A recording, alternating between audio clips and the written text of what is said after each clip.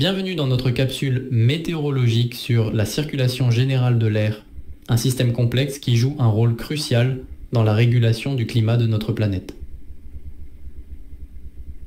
On commence par une définition.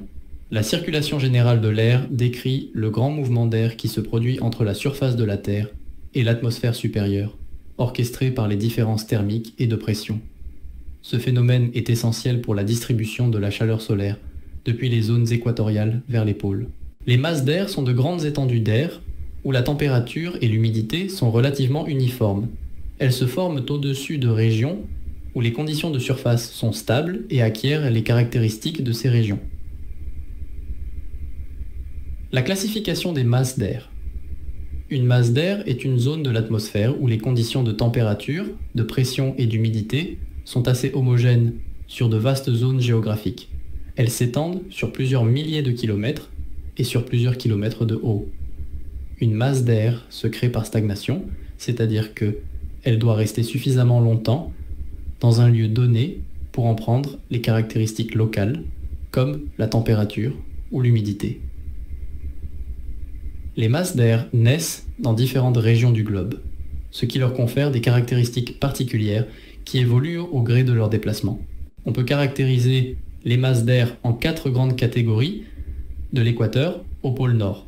À l'équateur, on trouve la masse d'air la plus chaude, c'est la masse d'air équatoriale.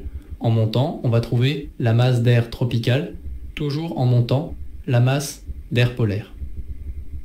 Et pour finir au pôle Nord, on trouvera la masse d'air la plus froide, c'est-à-dire la masse d'air arctique. C'est le réchauffement inégal de la surface terrestre qui a pour conséquence la formation de ces 4 masses d'air en fonction de la latitude.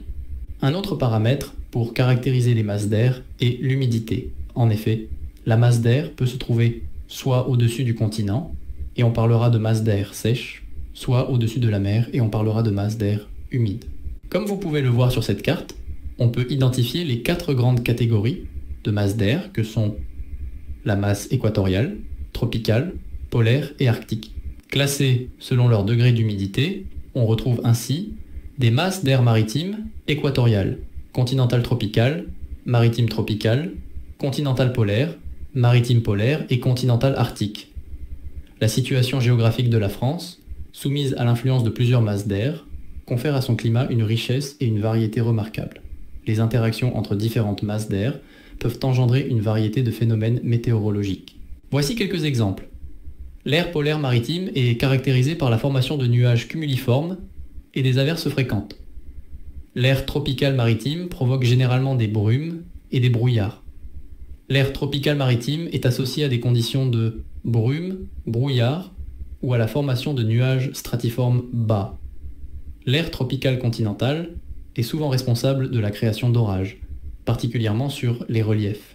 La circulation générale de l'air est une force puissante qui façonne les conditions météorologiques et climatiques de la Terre.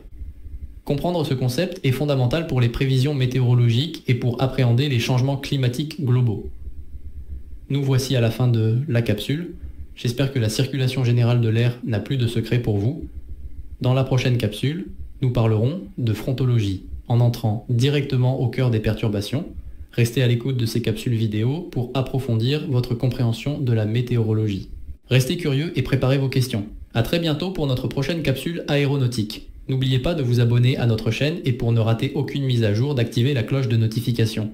Et puis soyez sympa, mettez un pouce en l'air, ça ne vous coûte rien et ça nous fait monter dans l'algorithme de YouTube.